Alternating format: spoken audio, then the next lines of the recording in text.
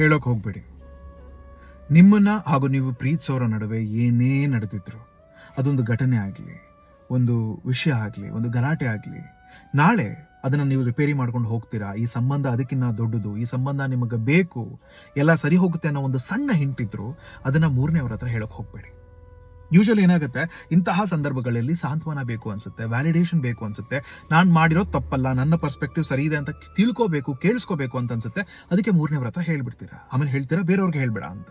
ಅವ್ರು ಬೇರೆಯವ್ರ ಹತ್ರ ಹೇಳಿಲ್ಲ ಅಂತಂದ್ರು ಅವರು ನಿಮ್ಮ ಪ್ರೀತಿಸೋರ ಬಗ್ಗೆ ಮನಸ್ಸಲ್ಲಿ ಒಂದು ಒಪಿನಿಯನ್ ಕ್ರಿಯೇಟ್ ಮಾಡ್ಕೊಂಡ್ಬಿಡ್ತಾರೆ. ಅಲ್ಲೇ ತೇಜೋವಧಿ ಶುರು ಆಗೋಗುತ್ತೆ. ನಾಳೆ ಸಂಬಂಧಗಳು ರಿಪೇರಿ ಆಗ್ಬಿಡ್ತವೆ, ಗಾಯಗಳು ಮಾದ್ಬಿಡ್ತವೆ, ಇಬ್ರು ಚೆನ್ನಾಗಿ ಬದುಕೋಕೆ ಶುರು ಮಾಡ್ತೀರಾ. ಆಗ ಆ ವಿಷಯ ಇನ್ಯಾರೋ ಅವ್ರ ಥ್ರೂನೇನೋ ಇನ್ಯಾರೋ ಥ್ರೂನೋ ಬಂದುಬಿಡುತ್ತೆ. ಅದು ನೀವು ಹೇಳಿರೋ ಥರ ಬರೋದಿಲ್ಲ. ಅವ್ರು ಹೇಗೆ ಅರ್ಥ ಮಾಡ್ಕೊಂಡಿದ್ರು ಅಥವಾ ಅವ್ರು ಇನ್ನೊಬ್ರಿಗೆ ಹೇಗೆ ಹೇಳಿದ್ರು ಹಾಗೆ ಬರುತ್ತೆ. ಆಗ ನೀವು ಪ್ರೀತಿಸಿದವ್ರು ಅನ್ಸುತ್ತೆ, ಅರೆ ಹಿಂಗಾಗೇ ಇಲ್ವಲ್ಲ, ಯಾಕೆ ನನ್ನ ಬಿಟ್ಕೊಟ್ಬಿಟ್ರು ಅಂತ, ಯಾಕೆ ಹಿಂಗೆ ಹೇಳಿಬಿಟ್ರು ಅಂತ. ಅವಾಗ ಮತ್ತೆ ಕಂತಕಗಳು ಓಪನ್ ಆಗ್ತವೆ, ಗಾಯಗಳು ಓಪನ್ ಆಗ್ತವೆ. ಅವರು ನಿಮ್ಮ ಜೊತೆ ಇರಬೇಕಾದ್ರೆ ಅವ್ರನ್ನ ಕಳ್ಕೊಂಡು ಬಿಡ್ತೀರಾ. ಸಂಬಂಧಗಳು ಹಾಳಾಗೋಗ್ತವೆ. ಮತ್ತೆ ಅದನ್ನು ರಿಪೇರಿ ಮಾಡೋಕೆ ಸಾಧ್ಯ ಇಲ್ಲ.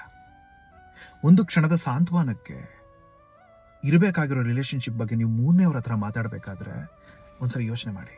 ನಿಮ್ಮ ಜೀವನದಲ್ಲಿ ನಿಮ್ಗೆ ಅದಾಗಿದ್ರೆ ಅಥವಾ ನೀವು ಯಾರಿಗಾದ್ರೂ ಮಾಡಿದ್ರೆ ಇದನ್ನು ಶೇರ್ ಮಾಡಿ ಬೇರೆಯವ್ರಿಗೂ ತಿಳಿಸಿ. ಮಾಡೋಕೆ ಹೋಗಬೇಡಿ ಅಂತ. ಮಾಡೋಕ್ಕಿಂತ ಮುಂಚೆ ಯೋಚನೆ ಮಾಡಿ.